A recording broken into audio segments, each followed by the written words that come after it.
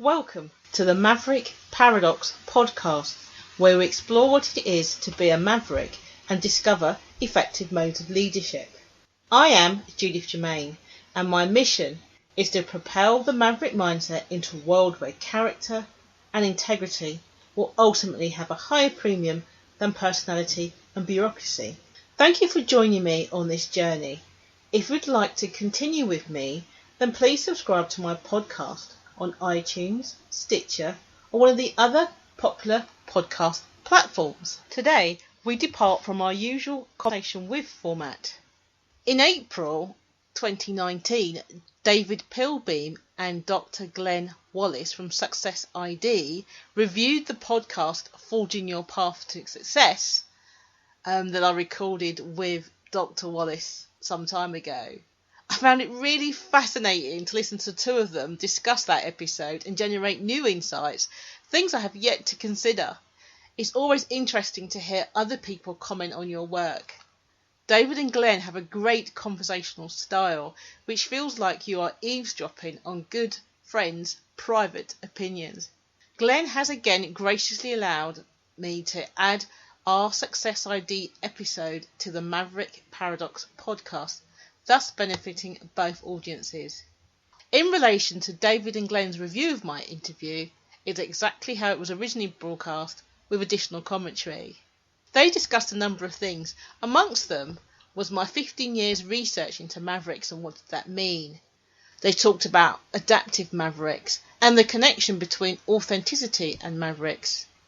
It was interesting to hear them talk about Mavericks as an early warning system and the benefits of having adaptive Mavericks on your team, far outweighing any possible negative consequences. Dr. Glenn Wallis is an executive coach and principal of Glenn P. Wallis, a boutique coaching consultancy. I hope you enjoy listening to their debate as much as I did. Hello, my name is Dr. Glenn Wallis, and it's great to welcome you to the socialized podcast, where we introduce you to leading thinkers, practitioners and contrarians who share their views on what it takes to lead yourself and others successfully. So here we are, David Pilbeam, here again with Glenn Wallis, founder of socialized, and in particular founder of this podcast series. And we're doing our monthly mashup once again, Glenn. And how's your month been?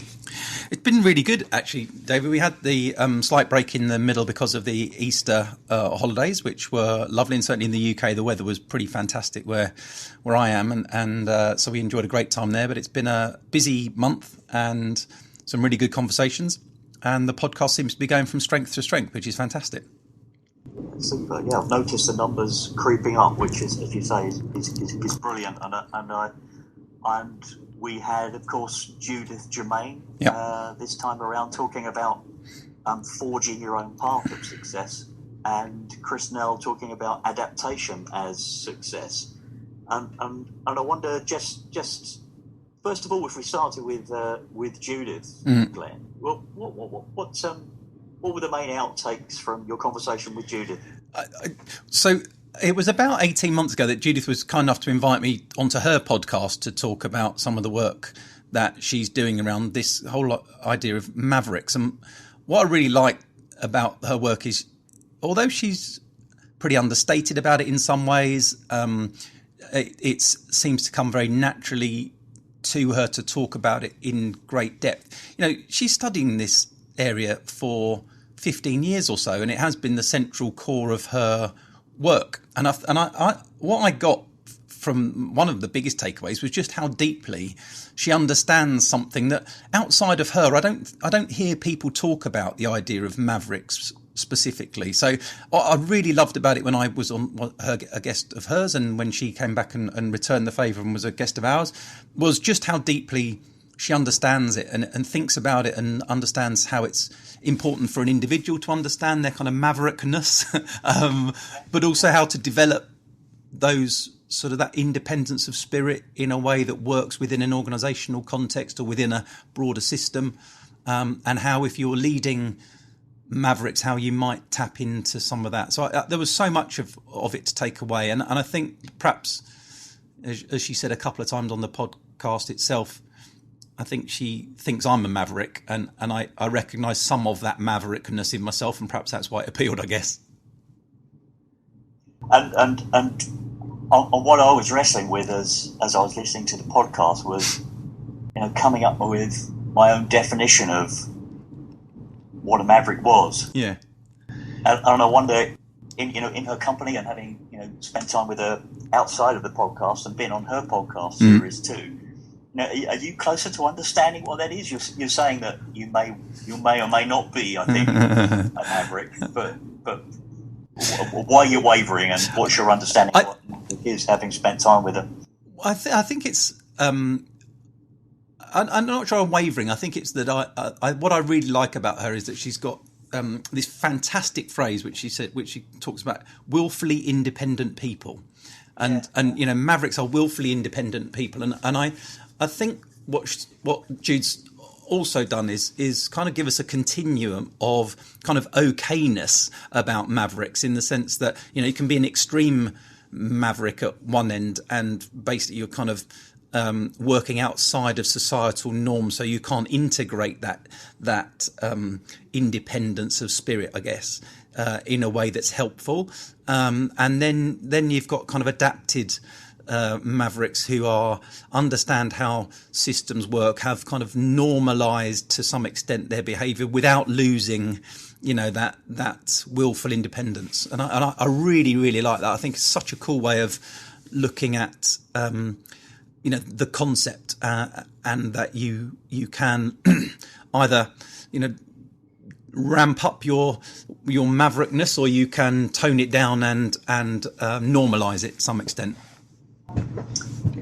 Yeah, and you've got me thinking there in that summary of whether let's be extreme for a minute. Is everybody a maverick early on in their life, and we learn to conform? Because there was a piece of the conversation where you talked about nurture and nature and environmental influences, didn't you? And do we learn conformity when actually all our instincts are to be fiercely independent? Yeah. Do we learn to conform over time, or is it for some the other way around? I was wrestling with that as you guys were talking about it. Yeah, and I'm not sure we necessarily have a definitive answer on that. I'm sure that society does a job of ironing out some of that independence of nature, because the system and the structures societally kind of push conformity, and I'm not sure that non-conformity isn't necessarily maverickness in its own way, or the way that Jude would describe it. But yeah, we're certainly channeled, aren't we? I think that would certainly be true. Are some people born more independent of nature, and retain some of that independence and that ability to forge their own path? Yeah, maybe. I thought it was a really interesting debate, though, and I don't know what the genetic, the sort of DNA answer to that would be necessarily. No. Maybe we need to get her back at some point and have a deeper look at that. Yeah. I was struck also by her interpretation, Judith's interpretation of the idea of authenticity. Yeah. And connecting authenticity with maverickness. Yes. Yeah. I really like that idea of that she talked about in relation to knowing your own identity, and being the greater your own sort of self-awareness, that we have a duty to kind of understand our own identity, which I thought was really interesting. And she talks about that in relation to awareness, and also then talks about it in relation to authenticity. You will know better than most, because you and I have discussed it at length. In fact, I was talking about it with a coaching client only yesterday. I have a big issue with authenticity being misappropriated as a term, because I hear it often used as in, just be more authentic, be more your true self. And you go, well, most people come back to the conversation with Tatiana Bakarova, right at the very first, one of the very first podcasts. Most people couldn't even define what self is, let alone be more true to your current self. And if your current self is evolving all the time, what does that mean? And actually, if I was a psychopath, are you asking me to be authentic in the workplace as a psychopath? I don't think so. It's just, and I'm playing devil's advocate, right? But I think, if you were a maverick, if you have that sort of willfully independent nature, you could get that wrong in an organisational context. And I know we're not only talking about organisational context, but let's take that for a minute. You could be deemed and picked out very quickly as somebody who won't play to the rules of that version of society, right? And that's not helpful for you or anybody else, frankly.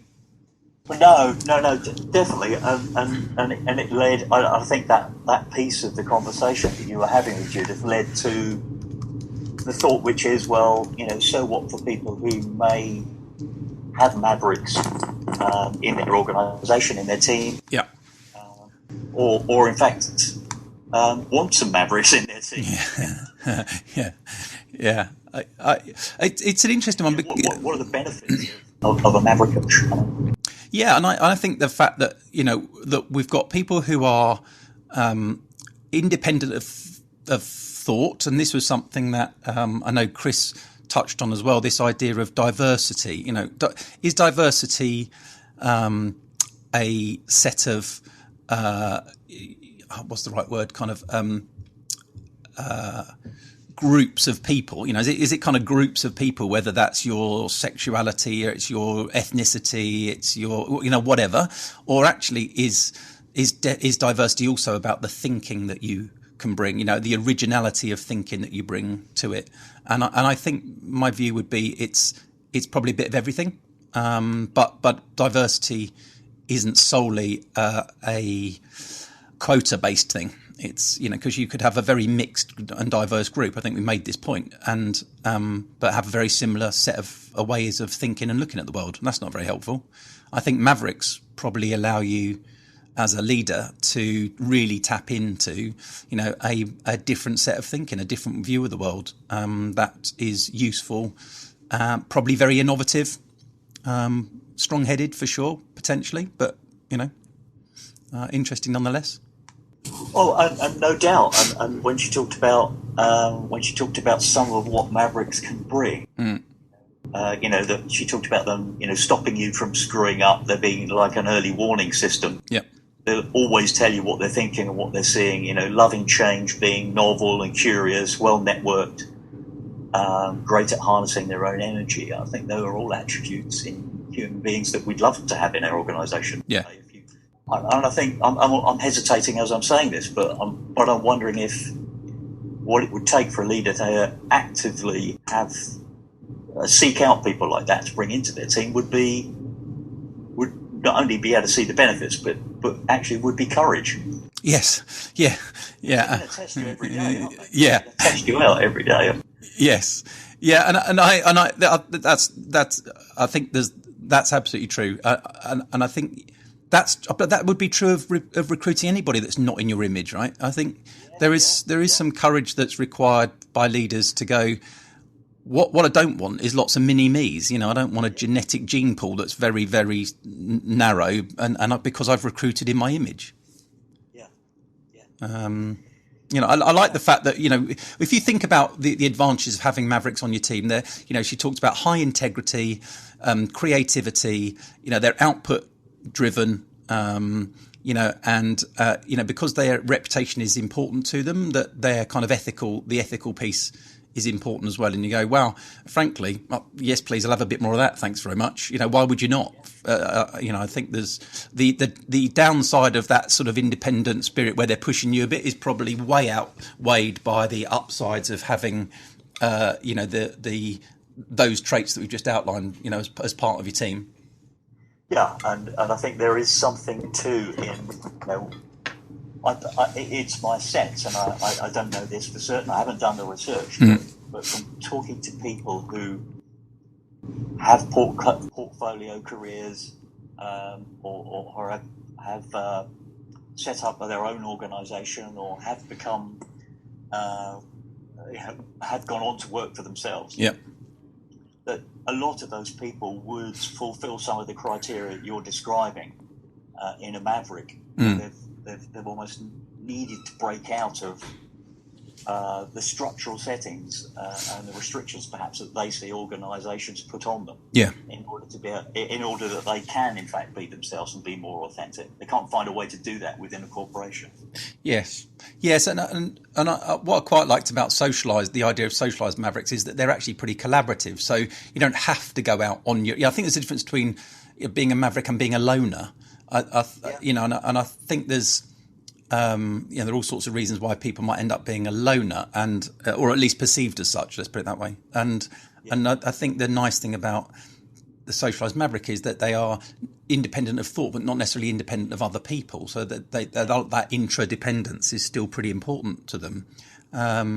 Again, another great trait to have as a leader, as part of to have somebody in that in your team sharing that skill set. I think definitely. I guess then you leap quickly, don't you? Then to start to think about what Chris Nell was talking about under the heading of adaptation of success. Mm-hmm. And you wonder whether the Maverick personality is one that being somebody who loves change, is curious, loves novelty, is therefore likely to be more adaptive to good point. Changing situations, changing commercial environment, adaptive in being able to deal with complex situations. Yeah. I wonder whether there's a connection there. Yeah, good point. I hadn't thought about that in that way. You could see that for sure, making sense. I think there's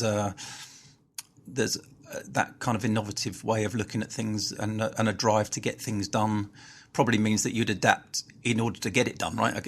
Sort of like, come hell or high water, I will achieve, and I might well adapt to response, adapt my way of doing things in order to achieve that. So let's just play the question you often ask people you're interviewing back to you, which is biggest outtake or outtakes from the conversations with Judiths for you.